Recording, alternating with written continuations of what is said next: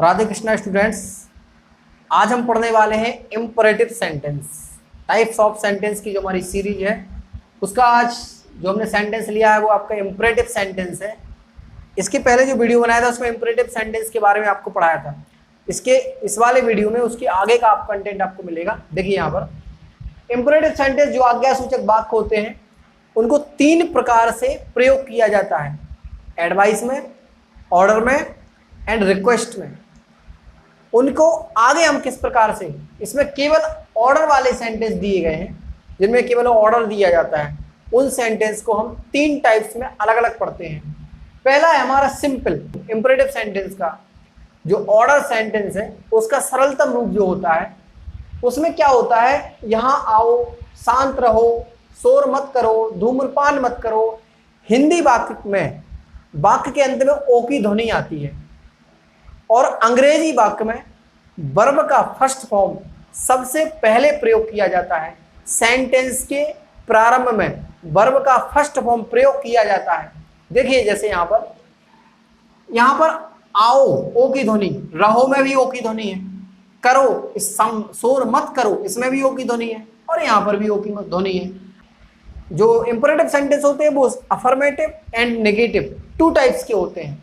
तो affirmative sentence आपके ये हैं, यदि कोई इंपरेटिव सेंटेंस को नेगेटिव बनाना है तो उसमें मत शब्द का प्रयोग किया जाता है। किस शब्द का? मत शब्द का। तो आपके ये वाले सेंटेंस आपके 1 और 2 आपके हैं अफर्मेटिव और 3 और 4 हैं आपके नेगेटिव सेंटेंस। अफर्मेटिव सेंटेंस को जब अंग्रेजी में बनाते हैं तो सबसे पहले वर्ब का फर्स्ट फॉर्म लिखा जाता है। यहाँ पर जो कम है वो वर्ब का फर्स्ट फॉर्म है, यहाँ पर जो कीप है वो वर्ब का फर्स्ट फॉर्म है। इसके लिए हम एक स्ट्रक्चर यहाँ पर अगर लिखना चाहें तो लिख सकते हैं कि सबसे पहले लिखा जाता है वर्ब का फर्स्ट फॉर्म, उसके बाद लिखा जाता है आपका कोई यदि ऑब्जेक्ट हो तो उस ऑब्जेक्ट को लिखा जाता है और उसके बाद लिखा जाता है आपका कोई अदर वर्ड्स अगर वाक्य में सब सेंटेंस में है और इसके बाद फुल स्टॉप अंग्रेजी का लगाया जाता है। तो ये है सिंपल वालों के लिए अफर्मेटिव सेंटेंस का स्ट्रक्चर। यदि नेगेटिव बनाना है तो बस इसमें कुछ नहीं करना है, सबसे पहले डोंट लगा देना है, वर्ब के फर्स्ट फॉर्म के पहले डोंट लगा देना है तो आपका सेंटेंस नेगेटिव हो जाता है। तो इस प्रकार के सेंटेंस जिसमें वर्ब का फर्स्ट फॉर्म सबसे पहले हो वो अफर्मेटिव है और जिसमें डोंट सबसे पहले हो वो आपका नेगेटिव है। इनको हम सरलतम वाक्य कहते हैं, इंपरेटिव सेंटेंस के सरलतम वाक्य। इसके बाद दूसरा आता है आपका कॉम्प्लेक्स, जटिलतम, जो थोड़ी जटिल है। इनमें लेट का प्रयोग किया जाता है। आप देखिए यहाँ पर इसका स्ट्रक्चर हमने लिखा है, यहाँ पे सबसे पहले लेट का प्रयोग किया जाता है। लेट का जो हिंदी अर्थ है, लेट मीन्स होता है देना, और जो जब इनका प्रयोग हम किसी सेंटेंस में लेट का प्रयोग करते हैं तो 2 शब्द आता है। क्या आता है? 2। क्या शब्द आता है? 2। तो हमने इसके लिए स्ट्रक्चर लिखा है कि लेट वाले वाक्यों में सबसे पहले लेट आता है, उसके बाद O1, इसका मतलब है ऑब्जेक्ट 1, पहला ऑब्जेक्ट। जो पहला ऑब्जेक्ट होता है वो जीवित ऑब्जेक्ट होता है, कोई व्यक्ति होता है। इसके बाद वर्ब का फर्स्ट फॉर्म आता है, इसके बाद ऑब्जेक्ट सेकंड आता है। यदि सेंटेंस में ऑब्जेक्ट सेकंड दिया है तो ऑब्जेक्ट जो सेकंड है वो निर्जीव कोई वस्तु कोई चीज होती है, ठीक है। और इसके बाद आप यदि वाक्य में कोई अदर वर्ड दिए जाते हैं सेंटेंस में वो उनको लिखा जाता है। इसके बाद फुल स्टॉप। जैसे यहाँ लिखा मुझे घर जाने दो, मुझे घर जाने दो, तो इस सेंटेंस में वर्ब के बाद 2 शब्द आ गया है। जाना यहाँ पर वर्ब है, वर्ब के बाद आ गया 2।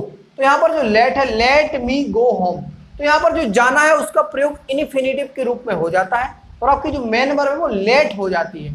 तो किसी भी वाक्य के प्रारंभ में जब लेट का प्रयोग किया जाता है तो वो जटिलतम आदेशात्मक वाक्य हो जाते हैं, जिन्हें अंग्रेजी में हम कॉम्प्लेक्स सेंटेंस कह सकते, कॉम्प्लेक्स ऑर्डर सेंटेंस कह सकते हैं।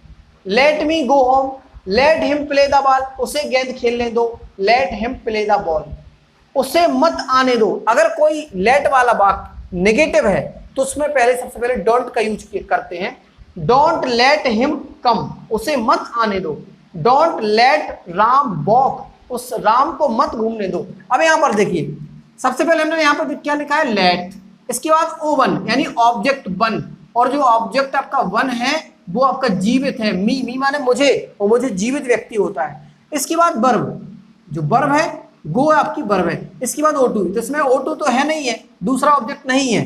होम को होम अदर वर्ड में आता है, स्थान अदर वर्ड होता है, इसलिए होम यहाँ पर लिखा गया है। अब इस सेंटेंस में देखिए उसे गेंद खेलने दो, यहाँ पर लेट सबसे पहले, इसके बाद ऑब्जेक्ट बन, उसे जीवित व्यक्ति है उसे, ये ऑब्जेक्ट बन हो गया, ये प्ले वर्ब का फर्स्ट फॉर्म हो गया, और ये द बॉल आपका है, इसको ऑब्जेक्ट हम टू कह सकते हैं, निर्जीव ऑब्जेक्ट आपका यहाँ पर द बॉल है।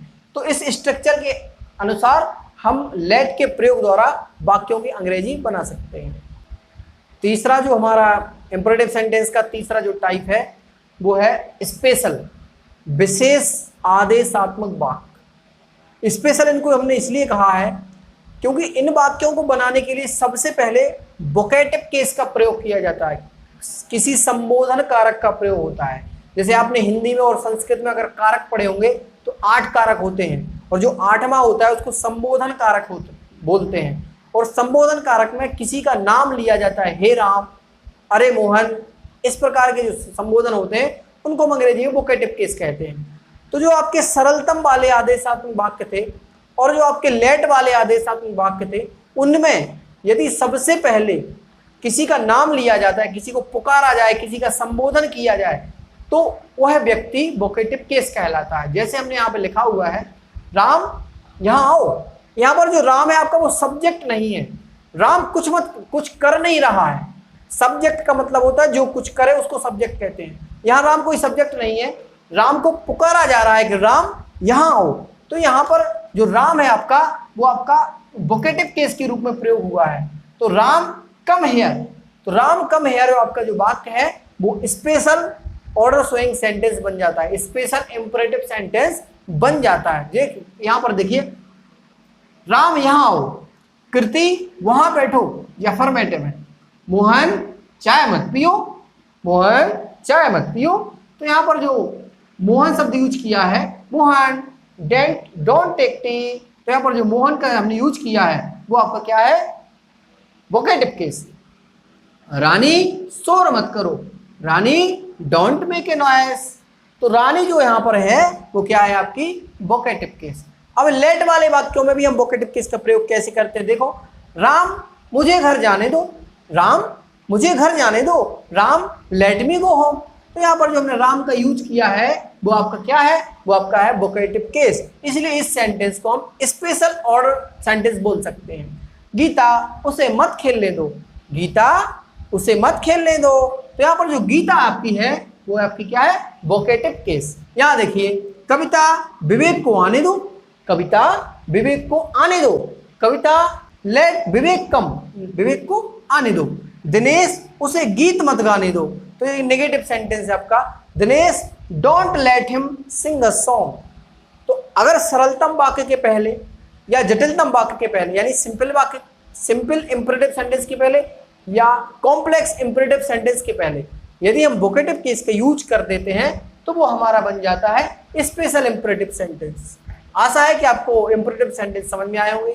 Thanks for watching.